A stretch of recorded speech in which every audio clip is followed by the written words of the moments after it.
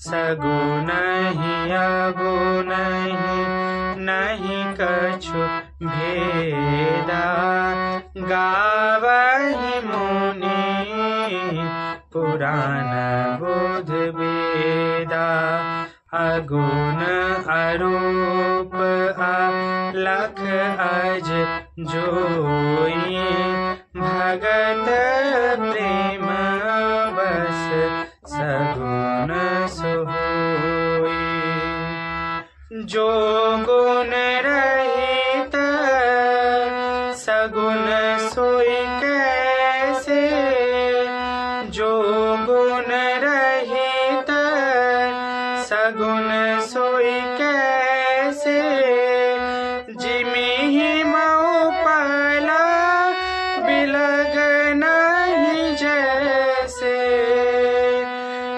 जो गुण रहित सगुण सोई कैसे।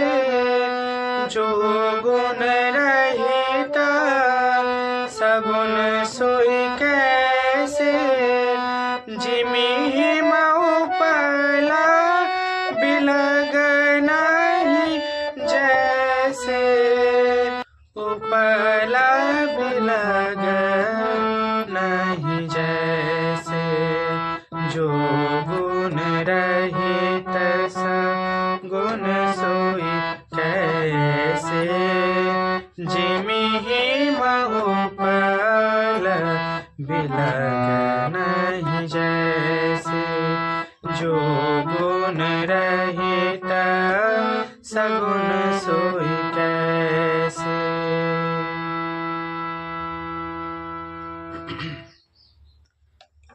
जय श्री राम भक्तों, इसके पहले हम और आप श्रवण कर चुके हैं कि किस प्रकार माँ पार्वती महादेव जी से प्रश्न करती हैं कि हे प्रभु, जो निराकार ब्रह्म है और साकार ब्रह्म है, उन दोनों में क्या अंतर है?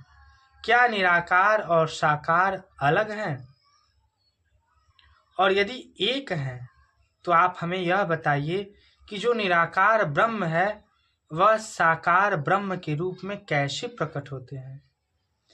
यदि राम ही निराकार ब्रह्म है और साकार ब्रह्म है तो आप हमें यह बताइए निराकार ब्रह्म साकार ब्रह्म के रूप में कैसे प्रकट हो गया। एक राजपुत्र निराकार ब्रह्म कैसे हो सकता है? आप हमारे इस प्रश्न का समाधान करिए। इस प्रकार जब माँ भगवती महादेव जी से प्रश्न करती हैं तब महादेव जी उनके प्रश्न के उत्तर में सबसे पहले पार्वती जी का धन्यवाद करते हैं और राम कथा की महिमा सुनाते हैं। उसके बाद महादेव जी कहते हैं कि हे देवी, आपका हर एक प्रश्न मुझे अच्छा लगा, परंतु आपकी एक बात हमें अच्छी नहीं लगी। कौन सी बात? तो हे देवी, तुम जो कहा राम कोहु आना, जे श्रुति गाव धरई मुनि ध्याना। हे देवी, आपने जो कहा कि राम कोई और है और निराकार ब्रह्म कोई और है। हे देवी, आपने जो कहा कि साकार ब्रह्म कोई और है और निराकार कोई और है, यह बात मुझे अच्छी नहीं लगी। क्योंकि हे देवी, ऐसा बात कहता कौन है? कहाई सुनहि। कहता और सुनता है कौन? कहाई सुनई अस अधम नर, ग्रसे जो मोह पिशाच।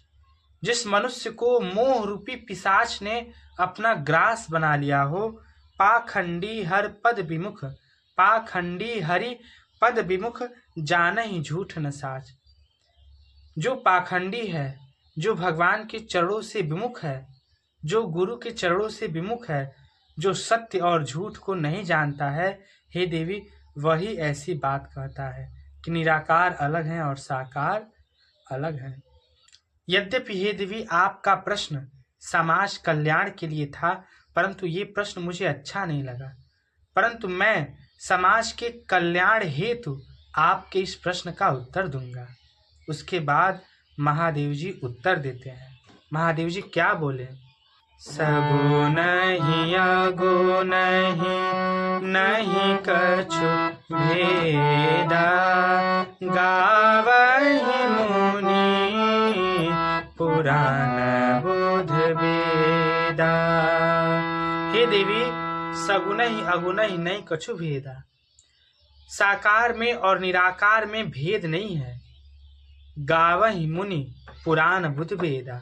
केवल मैं ही यह बात नहीं कह रहा हूँ, मुनि महात्मा वेद पुराण सभी एक स्वर में कहते हैं कि निराकार और साकार में कोई भेद नहीं है। जो निराकार ब्रह्म है वही साकार ब्रह्म भी है।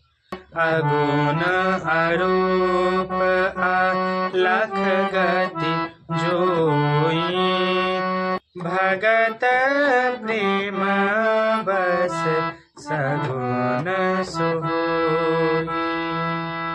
हे देवी अगुण अरूप अलख अज जोई। हे देवी जो निराकार ब्रह्म है वही निराकार ब्रह्म केवल भक्तों के प्रेम के कारण साकार रूप में प्रकट होते हैं। अब हे देवी मैं आपको निराकार और साकार में क्या अंतर है और क्या एकता है आपको यह बताता हूँ।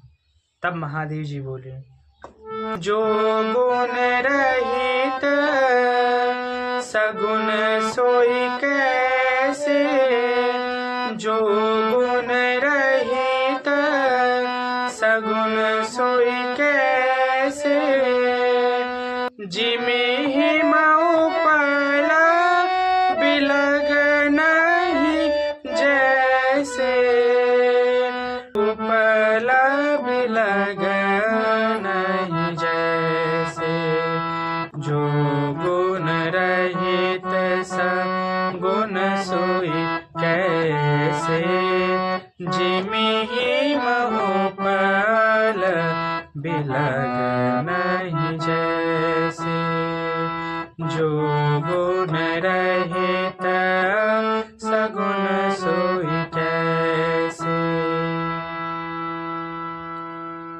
हे देवी जो निराकार है वही साकार है। दोनों में अंतर क्या है? तो जिस प्रकार एक जल और एक बर्फ, जल निराकार है और बर्फ साकार है। आप एक पात्र में जल को लीजिए, उस जल का कोई आकार नहीं है।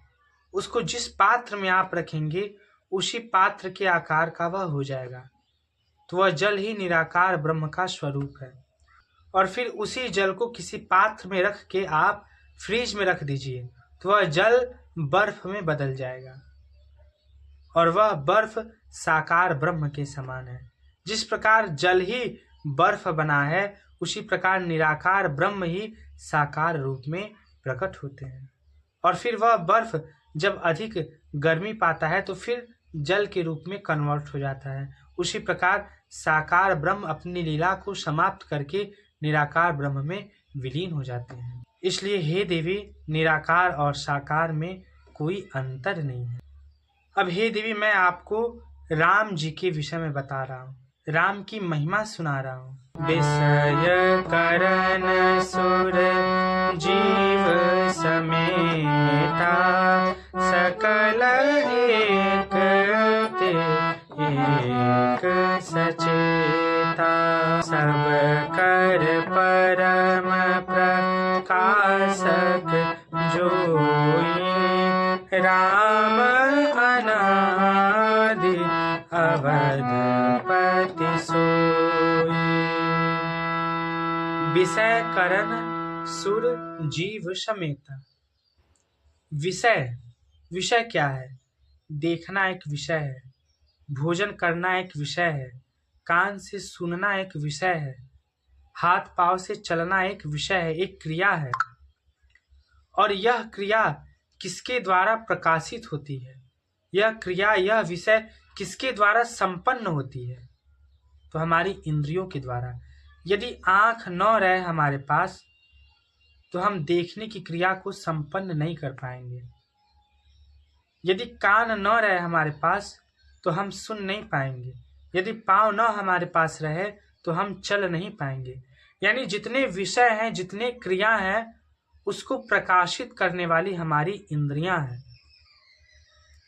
और फिर इन इंद्रियों को प्रकाशित करने वाले कौन है? हमारे मन है। हमारा मन इन इंद्रियों को आज्ञा देती है हमारे आँख को क्या देखना है, हमारे जीवा को क्या ग्रहण करना है, हमारे कान को क्या सुनना है, हमारे पैरों को कहाँ चलना है, सारी इंद्रियों को आज्ञा हमारा मन देता है। और फिर इस मन को भी प्रकाशित करने वाली हमारी बुद्धि है। हमारी बुद्धि इस मन को कंट्रोल करती है, हमारी बुद्धि इस मन को आज्ञा देती है। और फिर इस बुद्धि को भी प्रकाशित करने वाला कौन है? इस बुद्धि को भी प्रकाशित करने वाला हमारी चेतना है। उस चेतना को भी प्रकाशित करने वाला हमारा जीवात्मा है, हमारी आत्मा है। ये आत्मा चेतना को प्रकाशित करती है और चेतना हमारी बुद्धि को प्रकाशित करती है। बुद्धि हमारे मन को कंट्रोल करती है, मन को प्रकाशित करती है, और मन हमारे इंद्रियों को, और इंद्रियां जो है हमारी सारी क्रियाओं को प्रकाशित करती हैं, संपन्न करती हैं। और इन सब को जो प्रकाशित करता है वह राम है। सबकर परम प्रकाशक जोई, राम अनादि अवधपति सोई। यानी हमारी आत्मा को भी प्रकाशित करने वाले भगवान राम है। और आगे महादेव जी क्या कर रहे हैं? आदि अंत को जासु न पावा, आदि अंत को जासु न पावा, मति अनुमानी निगम जस गावा। उस साकार ब्रह्म राम का, कृष्ण का, ये दोनों लोग एक ही हैं। जहाँ पे राम की बात हो वहाँ पे कृष्ण को भी मान लेनी चाहिए, दोनों लोगों में अंतर नहीं है। तो महादेव जी कह रहे हैं, हे देवी, उन निराकार ब्रह्म के, उन साकार ब्रह्म राम और कृष्ण के आदि और अंत को आज तक कोई नहीं जान पाया है, उनकी माया को आज तक कोई नहीं जान पाया है। वेद उनकी महिमा को इस प्रकार गाते हैं। हे देवी, हम आपको सुना रहे हैं कि वेद किस प्रकार निराकार और साकार ब्रह्म की महिमा को प्रकाशित करते हैं। महादेव जी ने कहा, बिनु पद चलई सुनई बिनु काना, कर बिनु करम करई विधि नाना, आनन रहित सकल रस भोगी, बिनु बानी बगता बर जोगी, तन बिनु परस नयन बिनु देखा, तन बिनु परस नयन बिनु देखा, ग्रहई घ्राण बिनु बास अनेका, घ्राण बिनु बास अनेका, असि सब भांति अलौकिक करने, महिमा जासु जाय नहीं बरनी, कर बिनु कर्म करई विधि नाना, जो बिना हाथ के ही अनेक प्रकार के कर्म करते हैं। बिनु पद चलई सुनई बिनु काना, जो बिना पैर के भी चलते हैं, जो बिना कान के भी सभी संसार की समस्त बातों को सुन लेते हैं। आनन रहित सकल रस भोगी, जिनका मुख नहीं है फिर भी संसार की समस्त रसों की भोक्ता है। बिनु बानी बकता बड़ जोगी, जिसके पास जीवा नहीं है, जिसके पास मुख नहीं है, परंतु पूरे ब्रह्मांड का सबसे बड़ा वक्ता है। तन बिनु परस नयन बिनु देखा, जिसके पास त्वचा नहीं है परंतु ब्रह्मांड के समस्त वस्तुओं को स्पर्श करता है। उनके पास आंखें नहीं हैं परंतु ब्रह्मांड के समस्त जीवों को, समस्त घटनाओं को देख लेता है। ग्रहई घ्राण बिनु बास अशेषा, उनके पास नाक नहीं है परंतु ब्रह्मांड के समस्त सुगंधों को वह ग्रहण कर लेते हैं। उस निराकार ब्रह्म का जो अलौकिक करनी है वेदों ने गाई है, और वेद कहते हैं वही निराकार ब्रह्म अयोध्या के राजा दशरथ के घर पुत्र के रूप में प्रकट हुए हैं। जेहि इमि गावहि वेद बुध जाय धरय मुनि ध्यान। इस प्रकार जिसका वेद गान करते हैं, मुनि जिसका ध्यान करते हैं, उस निराकार ब्रह्म का वही निराकार ब्रह्म दशरथ के घर पुत्र के रूप में प्रकट हुए हैं। इसलिए हे देवी, आपको निराकार ब्रह्म और साकार ब्रह्म में अंतर नहीं समझना चाहिए, और जो निराकार ब्रह्म है वही निराकार ब्रह्म दशरथ नंदन राम के रूप में केवल भक्तों के प्रेम के वशीभूत होकर के प्रकट हुए हैं। भगत प्रेम बस सगुन सो हुई। वह निराकार ब्रह्म भक्तों के प्रेम के कारण साकार रूप में प्रकट होते हैं, कभी राम के रूप में तो कभी कृष्ण के रूप में। बोले श्यावर रामचंद्र भगवान की जय। आज की वाणी को हम यहाँ पे विराम करते हैं। आगे हम और आप श्रवण करेंगे कि आगे महादेव जी किस प्रकार राम नाम की महिमा को पार्वती जी को बताए हैं। जय श्री राम भक्तों।